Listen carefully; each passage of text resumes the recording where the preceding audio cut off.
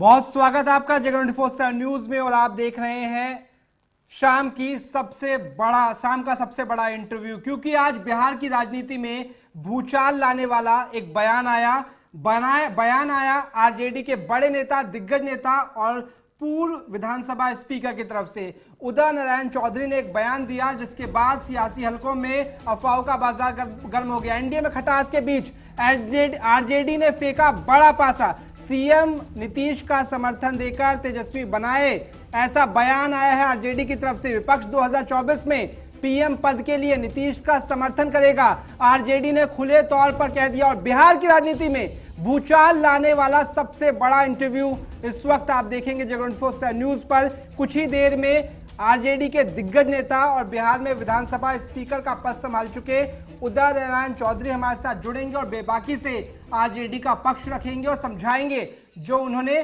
बयान दिया है उसके मायने क्या है। सीधा हमारे साथ जुड़ गए हैं। बहुत स्वागत है उदय नारायण चौधरी जी आपका।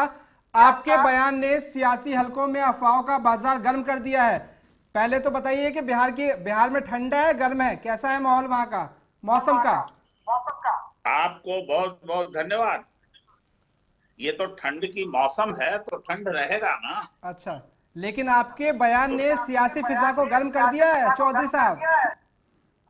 मैंने कोई सियासी फिजा को गर्म नहीं किया है। ये तो वातावरण ऐसा बना है कि भाजपा ने बड़ी मछली छोटी मछली को निगल जाती है, और यही कारण है कि भाजपा अपने छोटे छोटे एलाइयों को परेशान कर रही है। अब उदाहरण के लिए बताऊं मैं आपको, इसके पहले शिवसेना भाजपा को बाय बाय कह दी, एनडीए को बाय बाय कह दिया, पुरानी एलआई पार्टी थी। अभी भाजपा को बाय बाय कहने का काम किया अकाली दल ने। अब राजस्थान की तीसरी पार्टी ने कह दिया बाय बाय। उधर तेलंगाना की स्थिति ठीक नहीं है। तेलंगाना में भी खटपट चल रहा है एनडीए के साथ। तो अब परिस्थिति अब वो बिहार में पहुंच गई है। विधानसभा के चुनाव में उन्होंने वादा किया था भाजपा के लोगों ने कि मुख्यमंत्री का फेस नीतीश कुमार होंगे। नीतीश कुमार को मुख्यमंत्री बना दिया, लेकिन उनकी संख्या कम आई। अब नतीजा है कि भाजपा ने जेडीयू से स्पीकर का पद छीन लिया, और अब एक्सपेंशन नहीं हो पा रही है कैबिनेट की, खरमास के नाम में। सुनने में आ रहा है विश्वस्त सूत्रों से कि भाजपा कह रही है कि आप जेडीयू से मांग रही है होम और कार्मिक विभाग को, तो मुख्यमंत्री के पास बचेगा क्या? देखिए, और ये होम और कार्मिक की गारंटी देने में थोड़ी देर कर रहे हैं माननीय मुख्यमंत्री। तो इसी बीच में अरुणाचल के 6 विधायकों को भाजपा ने शामिल करा ले लिया अपने पाले में, बिल्कुल जदयू का। बिल्कुल, जबकि जदयू के विधायकों को लेने का कोई मतलब नहीं था अरुणाचल में। माननीय भाजपा की सरकार ठीक से वहां चल रही थी और समर्थन भी था इनका, लेकिन फिर भी इनको तोड़ दिया इन्होंने। असल है कि भाजपा चाहती है कि जेडीयू स्वयं भाजपा को छोड़ दे, एनडीए को, नहीं तो जैसे कहते हैं वैसे उनकी बात को माने। तो बीजेपी चाहती है छोड़ दे, तो क्या आप और बीजेपी मिलकर वहां सरकार बनाएंगे? इससे आगे बढ़कर ये कहा जाए क्या? नहीं, मैं आपको, मेरी बात को आप ठीक से समझिए। हाँ, हमने कहा है माननीय मुख्यमंत्री नीतीश कुमार जी को जी कि आप थक गए हैं। हाँ, आपका उम्र हो गया है जी, आप 16 साल मुख्यमंत्री के पद पर रह चुके। इतना ज्यादा बिहार का मुख्यमंत्री लंबे काल तक कोई नहीं रहा। अब आप दिल्ली की राजनीति में जाइए। एक बार राष्ट्रीय जनता दल ने आपको मुख्यमंत्री बनाने का काम किया, तेजस्वी यादव ने। नहीं, तो अब आप अपना समर्थन तेजस्वी यादव को मुख्यमंत्री बनने के लिए दीजिए, मैं ये कह रहा हूं माननीय मुख्यमंत्री जी से। उदयनारायण और चौधरी जी, मुख्यमंत्री जी से आग्रह करता हूं कि स्वयं वो दिल्ली की केंद्र की राजनीति करें और मुख्यमंत्री बनने का रास्ता साफ करें, जिससे कि तेजस्वी यादव मुख्यमंत्री बन सके। नहीं, बड़ा सवाल तो ये है सर, आप तो बिहार की राजनीति में काफी चर्चित नाम है, विधानसभा स्पीकर का पद आपने सुशोभित किया है, तो आपसे बड़ा सियासी समझ को कौन रखेगा, ये बड़ा सवाल है। लेकिन महत्वपूर्ण ये है, आप जो कह रहे हैं कि जिस व्यक्ति को जो इतना थक गया है कि राज्य के सीएम पद को नहीं संभाल पा रहा, संगठन को नहीं संभाल पा रहा, क्या आपको लगता है कि उस व्यक्ति से देश संभलेगा? तो ये तो नहीं कि जो आप सियासी पासा फेंक रहे हैं केवल आरजेडी के फायदे के लिहाज से देख रहे हैं और आने वाले वक्त में फिर आप भी पलट जाएंगे, जैसा आरोप आरजेडी लगाती रही है नीतीश कुमार पर, पलटू राम का। तो ये जो आप दावा फेंक रहे हैं कि हम आने वाले वक्त में, यानी कि अगर मेरी समझ ठीक है तो 2024 में आने पीएम का चुनाव होगा, पीएम पद के लिए चुनाव होगा, तो 2024 तक सीएम नीतीश कुमार और थक चुके होंगे और बूढ़े हो चुके होंगे। कैसे संभव है जो आप दावा कर रहे हैं या जो आप डील दे रहे हैं सियासी लिहाज से कहें तो? रवि जी, राष्ट्रीय जनता दल की क्रेडिबिलिटी है कि जो कहती है वो करती है। भाजपा के जैसा जुमला नहीं चलता है कि कहा कि 2 करोड़ लोगों को हर साल नौकरी देंगे, दिया नहीं।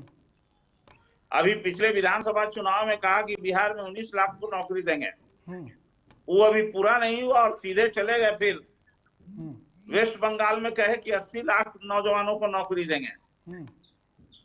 अभी एक तरफ उन्होंने देश के बड़े पूंजीपतियों से, हम आपसे पूछना चाहते हैं रवि जी, जब शादी होती है तो शादी का डेट जब तय हो जाता है तब ना बाजा बत्ती आदमी तय करता है। जी जी जी।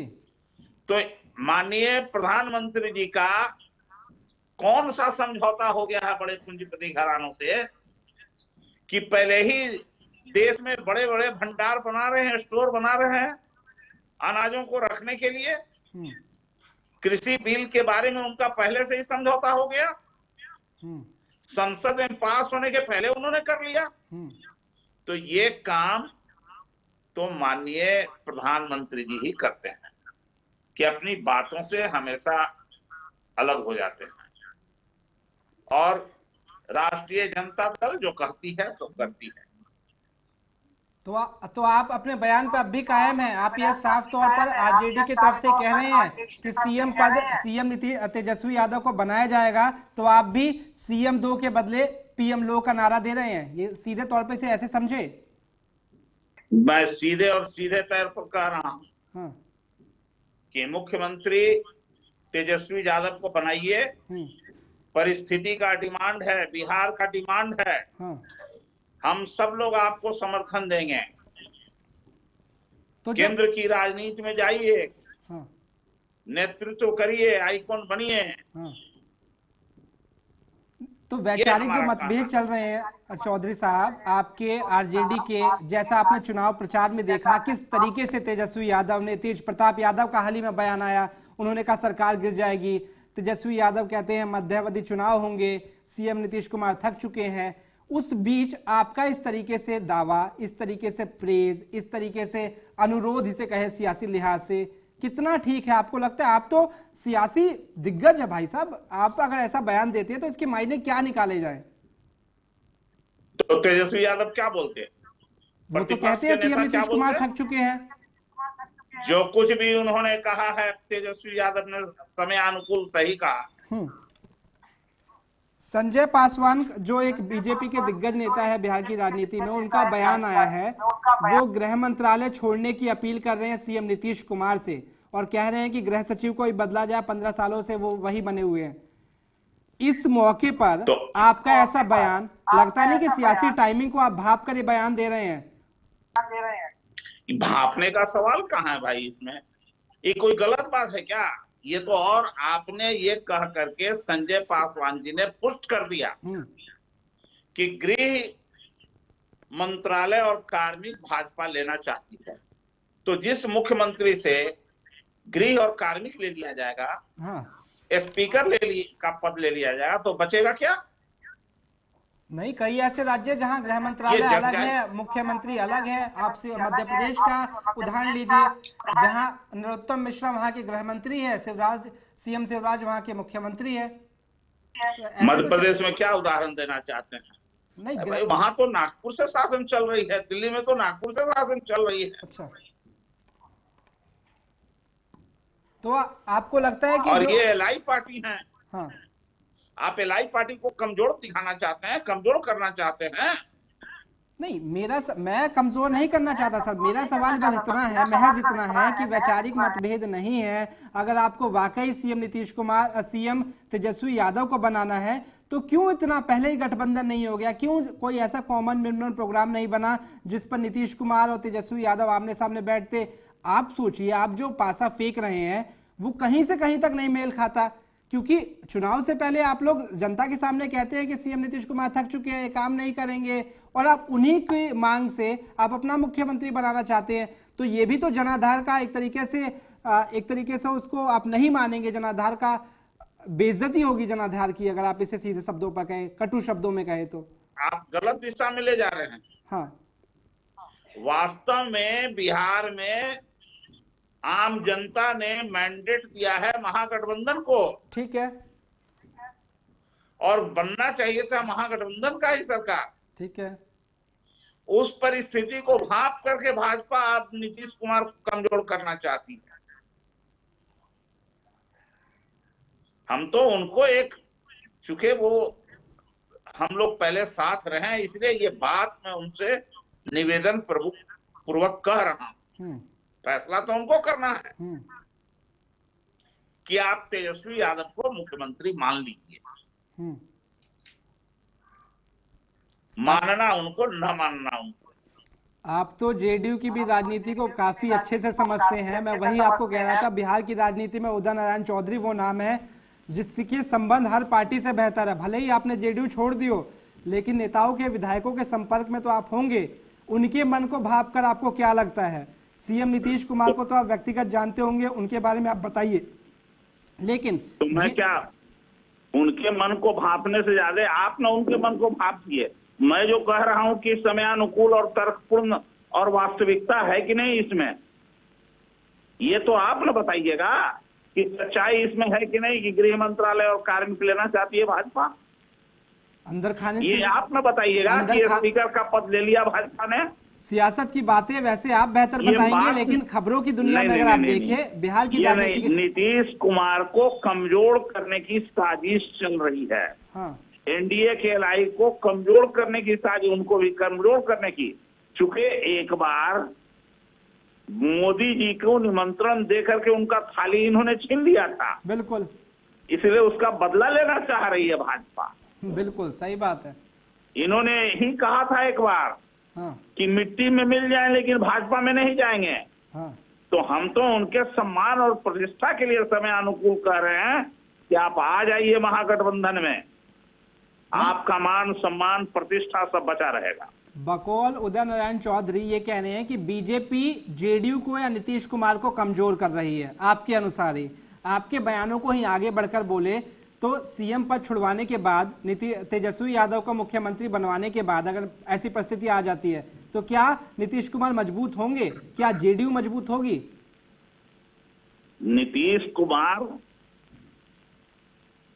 देश की नब्ज को देख करके आम, गरीब, कमजोर, मजदूर को नेतृत्व करेंगे।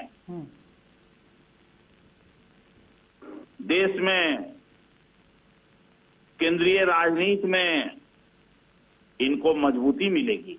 अच्छा, जब तेजस्वी यादव उनके साथ रहेंगे। हाँ।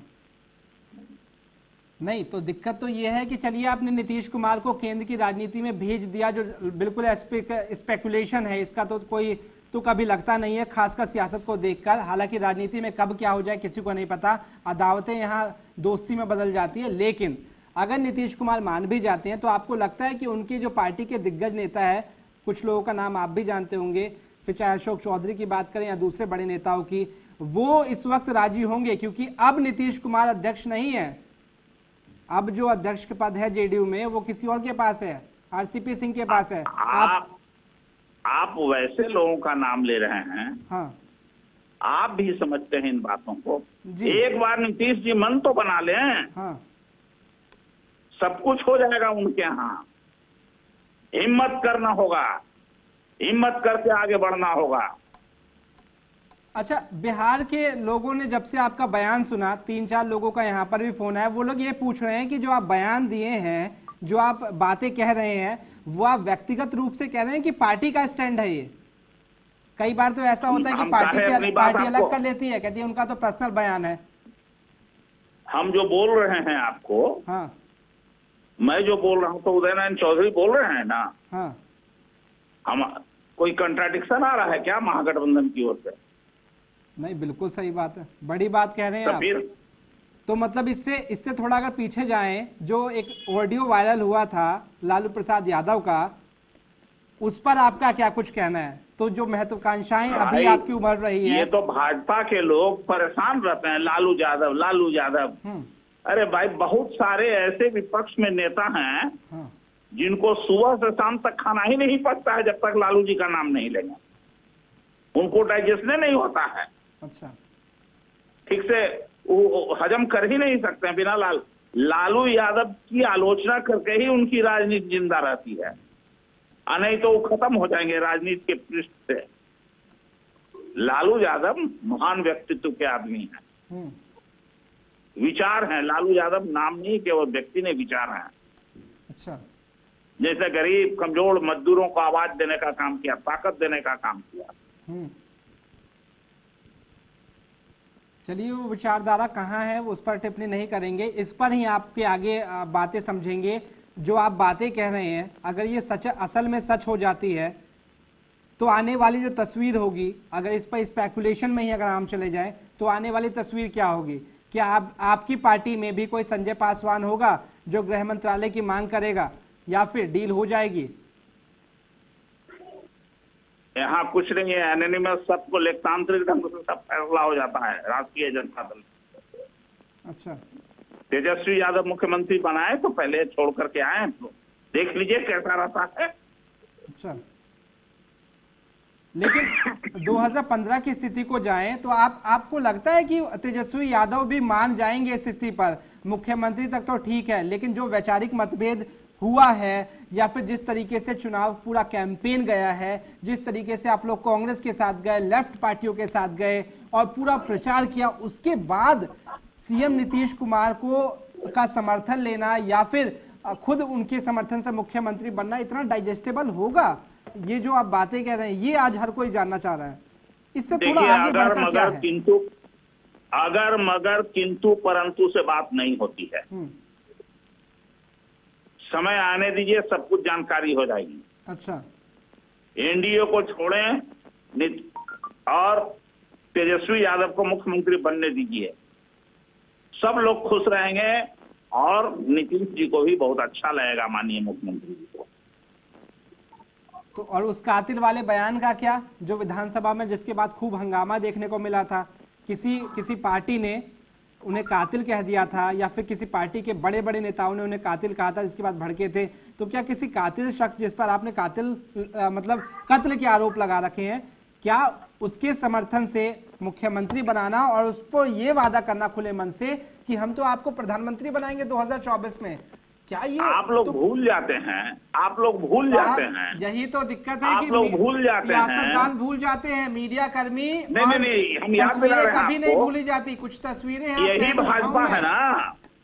6 बजे भोर में वोट करा दिया महाराष्ट्र में, यही भाजपा है ना। 6 बजे भोर में वोट कराया मंत्रिमंडल का, यही भाजपा है ना जो कांग्रेस के विधायकों को तोड़ करके मध्य प्रदेश में अपनी सरकार बनाने का उपाय किया। तो कौन क्या करता है, कैसे करता है, कम से कम महागठबंधन का ये कैरेक्टर नहीं रहा है, आरजेडी का ये कैरेक्टर नहीं है। अच्छा, डेमोक्रेटिक तरीके से जो वादा करता है उसको लेकर चलता है। चलिए, किसका क्या कैरेक्टर है इस पर टीका टिप्पणी नहीं करेंगे। आप भी कभी आरजेडी के नेता हुआ करते थे, आप भी लालू यादव पर हमलावर हुआ करते थे उस वक्त, और आप भी तेजस्वी यादव को खूब खरी खोटी सुनाते थे। खैर, आप इस वक्त दिग्गज नेता हैं, आपके तरफ से बयान आया तो जरूर इस बयान में काफी दम है, और इसलिए अब बिहार की राजनीति में कयास लगाए जाने लगे हैं उदय नारायण चौधरी जी कि कुछ तो होने वाला है। आखिरी सवाल इसके साथ मैं आपसे विदा लूंगा, अगर ये परिस्थितियां बनती है।